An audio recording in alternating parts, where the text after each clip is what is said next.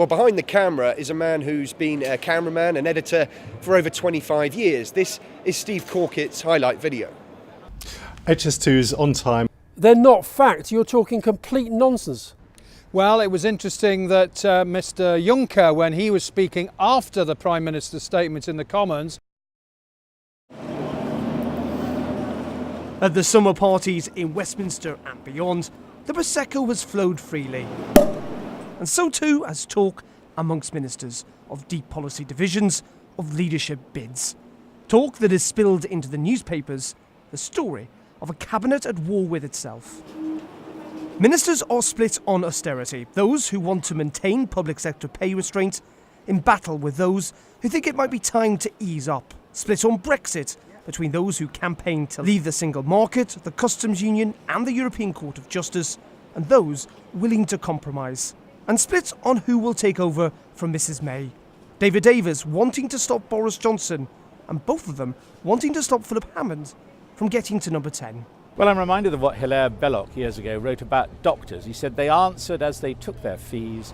Tomorrow, at the last cabinet before recess, the Prime Minister is going to reprimand ministers, telling them to stop briefing and leaking against one another. But with Mrs May's authority shot and the cabinet determined to leverage their newfound power, this Thursday Parliament breaks up for its summer holidays. But there's little sign of the infighting fizzling out.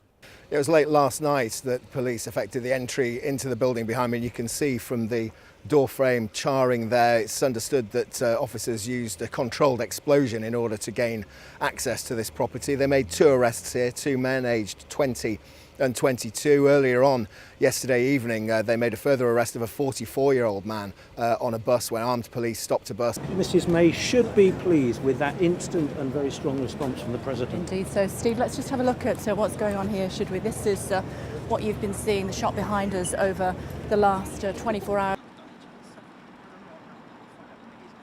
People use them because they want to put their assets beyond the reach of people to whom they have liabilities. The old saying has it that money can't buy you happiness, but according to new research, maybe it can. It just depends what you spend it on. For teacher Rebecca, the £45 she pays city cleaning to spruce up her home is money well spent. It means she can use that 2 hours more constructively to go shopping or walking, or to get ready to visit her friends in Wales. We work really long hours, so often out by 7, home at 6 and then work at the evening. Have someone come in and do all your housework for you. It actually does make you really happy walking in and thinking, oh, my house is tidy. I can now go out and do something really nice at the weekend with the people who matter. The researchers suggest that regardless of how much we earn, using our money to buy more time can be better for our happiness than using it to buy possessions.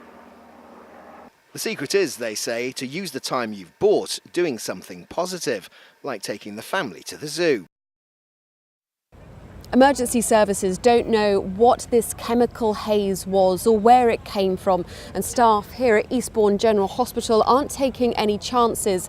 They're wearing protective clothes and masks as they are dealing with members of the general public who came into contact with this mystery haze. What happened today and what do you think it was or wasn't? Called about 5 o'clock to an incident at Burling Gap, which is a beauty spot on the Sussex coast. Unusual call. First of all, it was clear that people had been affected because their eyes were streaming and they had respiratory difficulties. Initial concerns were this was a result of a fire or something like that,